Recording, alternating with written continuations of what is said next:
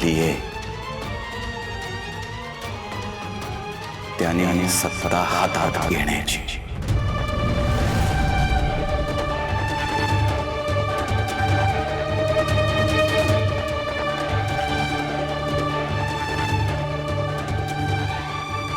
येईल, तोही दिवस येईल.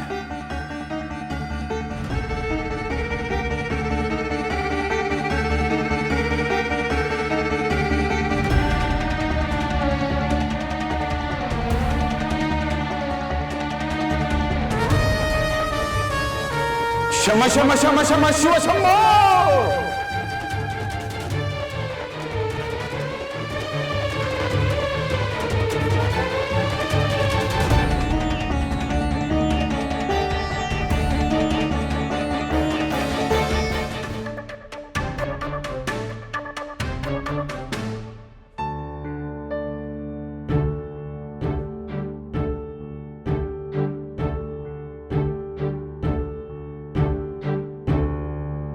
तरीच मी काल सांगितलं होतं, फराळ जरा कमी खात चला, ताव कमी मारा. झाले की नाही आता वांदे? पडलं असेल आता वजन, मारायच्या फेऱ्या. नाही पण खरंच मला खरं तर आवडलं आहे तुझं. सणासुदीच्या दिवशी तू वजन कमी करण्याचं मनावर घेतलंस बाबा. इकडे कशाला फेऱ्या मारतेस? इकडे बाहेर मार ना, मोकळ्या आवारात फेऱ्या मार. हा, वजन कमी लगेच होईल ना. इथं मोठा भाऊ म्हणून घरात तुमचं पत वाढावं यासाठी विचार करतोय आणि तुम्ही काय आमचं वजन काढताय हो? इथं आमच्या जीवाची काळजी होतीये. तुम्हाला नवरा असून काही समजत नाही का हो आमचा त्रास? लगेच म्हणलं मी. काय ग, काय झालं? अचानक अशी जीवाची काळजी व्हायला काय झालं नंदाला? तुम्ही पाहिलं नाही का ते महाराज काय म्हणले बाहेर? काय? घरचा खरा वारस समोर यायला पाहिजे. आणि इथं खरा वारस समोर असून त्यांना दिसत नाहीये. समद्यांनी डोळ्यावर पट्टी बांधून घेतली आणि आपल्या सोबत पकडा पकडी खेळताय. सुटणार. डोळ्यावरची पट्टी लवकरच सुटणार. कधी? हे बघा, नुसतं बोलून काही एक होणार नाहीये.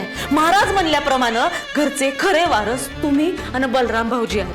पण समधी सूत्र आणि समद काही त्या सावत्र भावाच्या हातात आणि त्याच्या जोरावर तर नाचवतोय आपल्याला भावल्यावानी. आता हेच बघा ना, आज आहे दिवाळी सण, त्यात लक्ष्मी पूजन. पण आपण फक्त नावाला लक्ष्मीचं पूजन करतो, बाकी हाऊत तर आपण भिकारीच.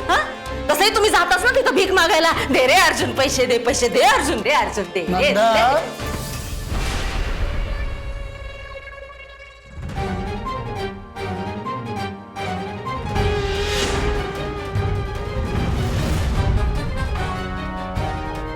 चिडलं नाहीये ग मी तुझ्यावर. दिवाळीच्या दिवशी असं करेन का मी?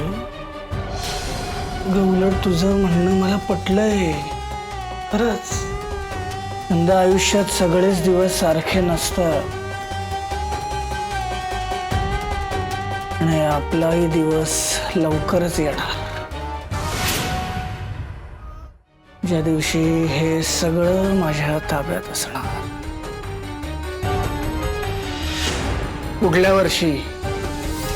पुढल्या वर्षी या घराच्या तिजोरीच्या चाव्या तुझ्या कमरेला असणार आणि तू या भीमासदनची लक्ष्मी असणार.